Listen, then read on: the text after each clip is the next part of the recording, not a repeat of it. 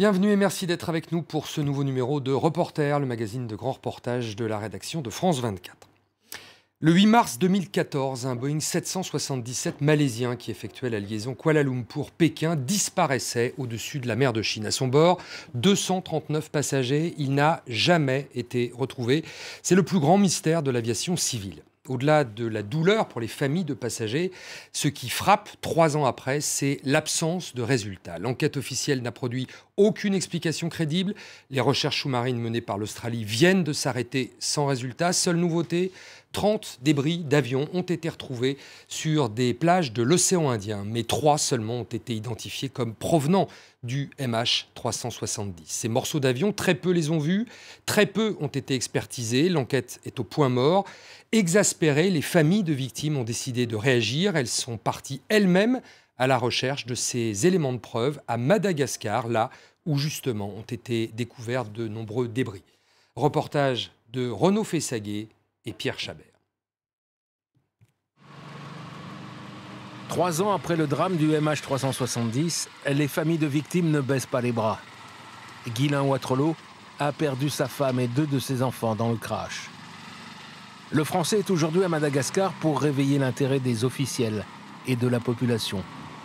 C'est sur la grande île qu'ont été retrouvés plusieurs débris du Boeing malaisien et il pourrait y en avoir d'autres. Le but est toujours le même, faire du bruit autour du drame, informer et ne négliger aucun interlocuteur. On a perdu nos proches, on ne sait pas où ils sont. L'enquête ne nous donne rien.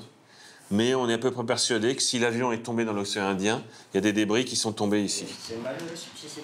Inlassablement, Guylain Watrelot répète son histoire aux autorités et aux journalistes pour entretenir la curiosité. On nous cache quelque chose depuis le début, je vais juste vous donner un exemple. Après 3 ans de mystère et de fausses pistes, il s'est forgé une conviction très loin du scénario officiel. Rien n'amène à croire que c'était un accident. Parce qu'un accident, il y aurait eu des alertes, il y aurait eu des choses. Enfin voilà. Donc, c'est pas un accident. Et franchement, tous les experts le disent. C'est pas un accident. L'avion a été détourné. Donc, il y a des débris qui ont été trouvés. Donc, qu'est-ce qui reste? L'avion a été abattu. C'est pris comment quand vous dites ça aux officiels français Tous les officiels qui font partie, je dirais, du cercle privé des initiés, donc des gens qui sont soit dans cette enquête, qui sont vraisemblablement dans cette enquête, me disent c'est n'importe quoi. Mais peu importe. En tout cas, ils n'ont aucune théorie à me donner. Dans ce combat pour la vérité, Guylain Watrelot n'est plus tout à fait seul. À Tananarive, capitale de Madagascar, il est rejoint par d'autres familles de victimes, chinoises et malaisiennes. Après 2 ans d'échanges sur Internet, c'est la première fois qu'ils se retrouvent tous ensemble. Je m'appelle Baijian Fu, j'habite Pékin et j'ai perdu ma femme dans cet avion. Je m'appelle Jiang Gui, je suis de Pékin. Ma mère était dans l'avion.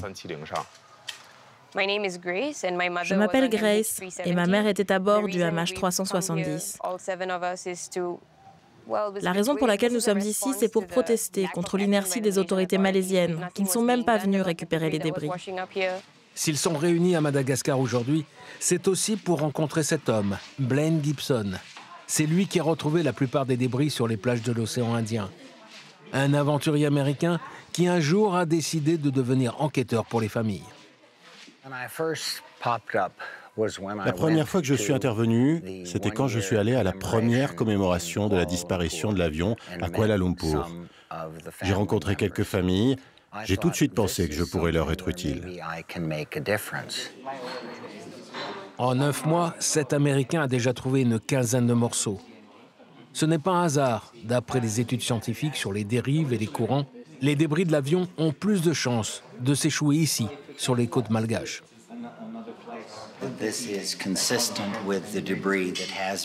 Cette carte montre bien où ont été retrouvés les débris et où d'autres pourraient apparaître.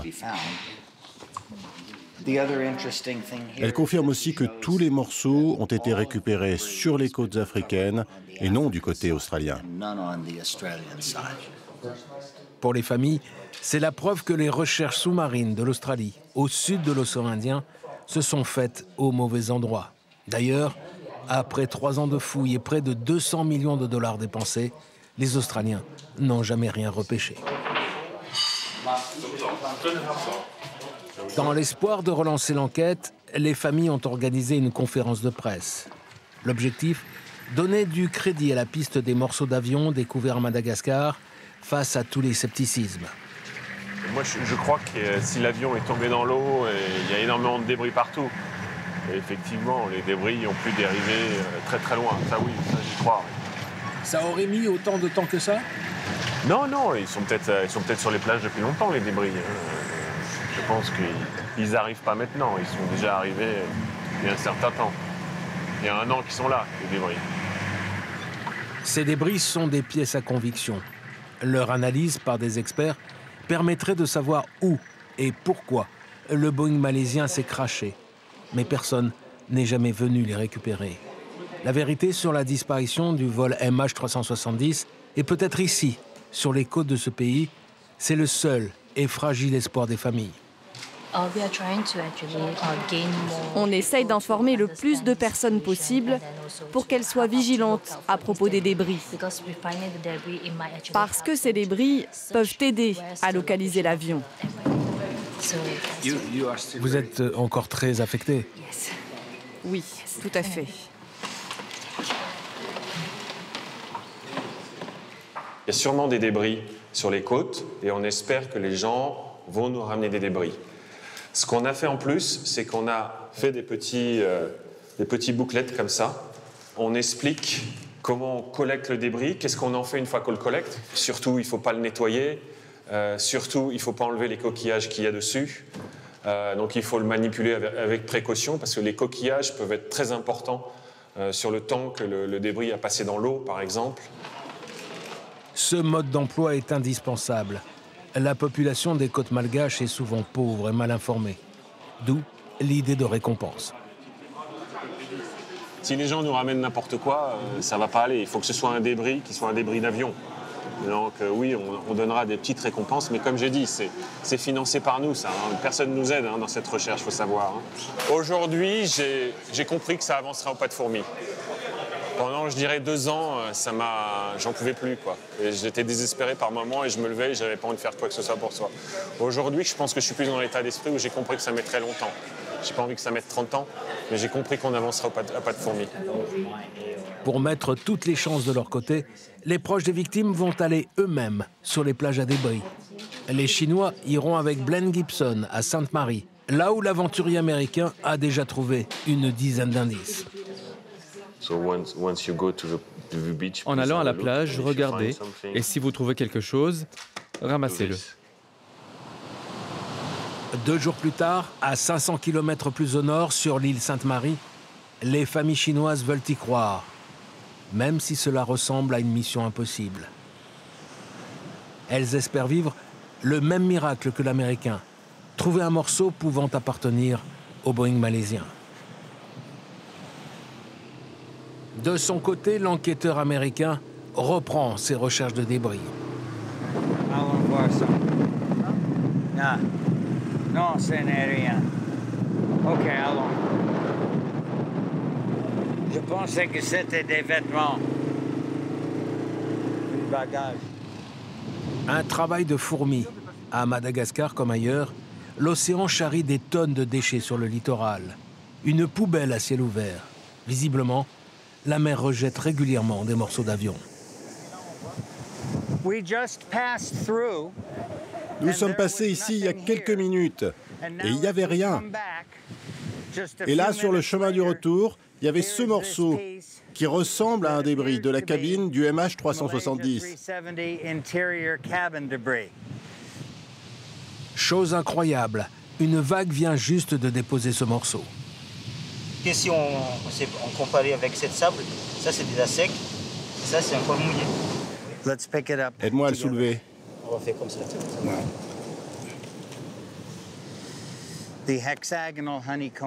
Une structure hexagonale en nid d'abeille, couverte par de la fibre, il est identique au morceau d'intérieur de cabine que nous avons déjà trouvé. Glenn Gibson tient peut-être dans ses mains une nouvelle clé du mystère. En tout cas, c'est le 16e objet découverts sur cette plage.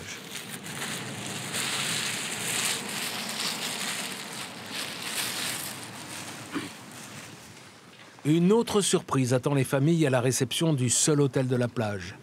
L'arrivée d'un inspecteur malaisien, membre de l'enquête officielle sur le MH370. Il s'appelle Aslam Khan et c'est la première fois qu'il vient à Madagascar, très certainement grâce au tapage médiatique des familles. En tout cas, il a été chargé de récupérer tous les indices retrouvés, comme celui-ci.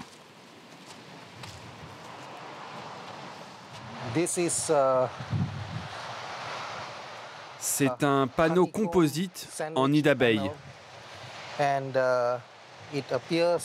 Il est typique de ce qu'on utilise dans la construction aéronautique. Et d'après vous, ça pourrait venir de quelle partie de l'avion? Cela pourrait venir de l'intérieur de l'avion, mais on ne peut pas en être sûr. L'inspecteur malaisien n'a pas fait le voyage pour rien. Il devra ajouter la trouvaille faite au dernier moment par les familles chinoises. Hello. Bonjour. Tell me. Vous avez trouvé quelque chose? Oui, j'ai trouvé ça. Ah oui. Ça ne fait aucun doute.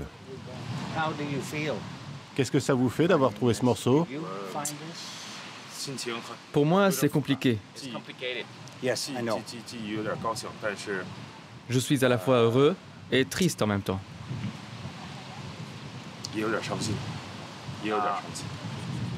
En tout cas, je suis content de participer à la découverte de la vérité. Ce voyage valait la peine.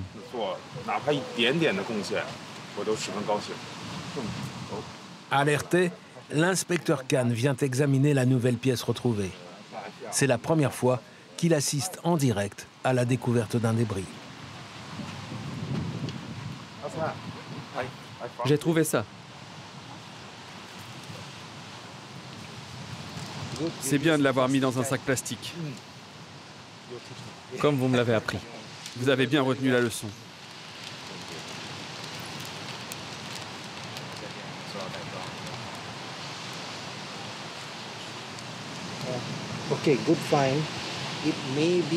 Très bonne découverte. Ça peut provenir de notre avion ou peut-être d'un autre avion. Mais dans tous les cas, ça va nous permettre d'avancer dans l'enquête. C'est du très bon travail. Tous ces débris vont rejoindre la Malaisie. Mais vont-ils être oubliés sur une étagère? Ou seront-ils expertisés pour enfin éclaircir le mystère du MH370? Et en plateau avec nous, Renaud Fessaguet qui a réalisé cette enquête à Madagascar. Bonjour Renaud. Peut-être d'abord une carte pour situer un peu les choses, à la fois Madagascar, où ont été retrouvés ces débris qu'on voit dans votre sujet, et puis cette zone de recherche qui en est très éloignée. Elle en est très éloignée en effet, parce qu'elle est déterminée par les calculs de la société Inmarsat qui suit les bateaux, qui suit les avions en permanence. Et ces calculs sont très très contestés. Depuis le début, c'est-à-dire depuis 3 ans, beaucoup de scientifiques, beaucoup de chercheurs, beaucoup de journalistes disent que ces calculs ne sont pas bons, sont très contestables, et donc que cette zone de recherche n'est pas du tout la bonne. Et forcément, si on cherche au mauvais endroit, on ne risque pas de trouver l'épave de l'avion. Alors, ça paraît aberrant que près de 3 ans après les faits, c'était en mars 2014, on en soit au strict même point, c'est-à-dire qu'on ne sait pas où cet avion est tombé et on a finalement dépensé des millions de dollars, 200 millions de dollars semble-t-il, 200 millions de dollars. En vain à ce jour. Absolument. Et c'est ce qui irrite le plus les familles.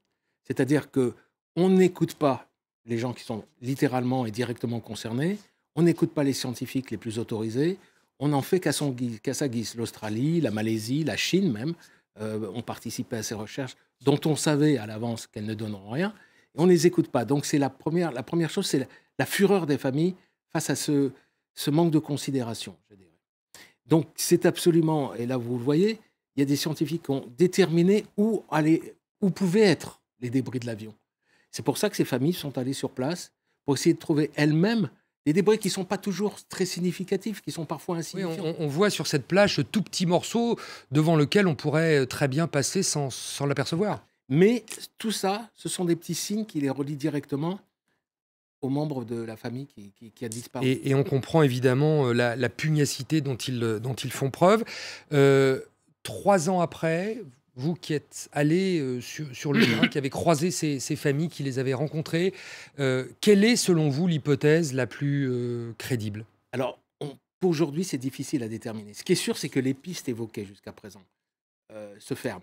C'est-à-dire que le suicide du pilote, c'est pas possible. La police secrète malaisienne a déterminé qu'il était en très bonne forme ce jour-là, qu'il n'y avait aucune raison qu'il suicide. L'accident technique, on le saurait depuis, mais Boeing, comme Lockheed, n'ont rien dit là-dessus. On sait que ce n'est pas un détournement, a priori, parce qu'il y aurait une des revendications. Donc, qu'est-ce qui reste? C'est ce que dit le père de famille français qu'on voit dans ce film. Il pense que l'avion a été abattu. Par qui? Comment? Pourquoi? Le mystère reste entier. Ça reste évidemment une grande question. Merci beaucoup, Renaud Fessaguet, d'être venu sur ce plateau nous parler donc du mystère de ce vol MH370. C'est la fin de ce magazine. Merci à vous de l'avoir suivi. On se retrouve la semaine prochaine pour un nouveau numéro de Reporter sur France 24.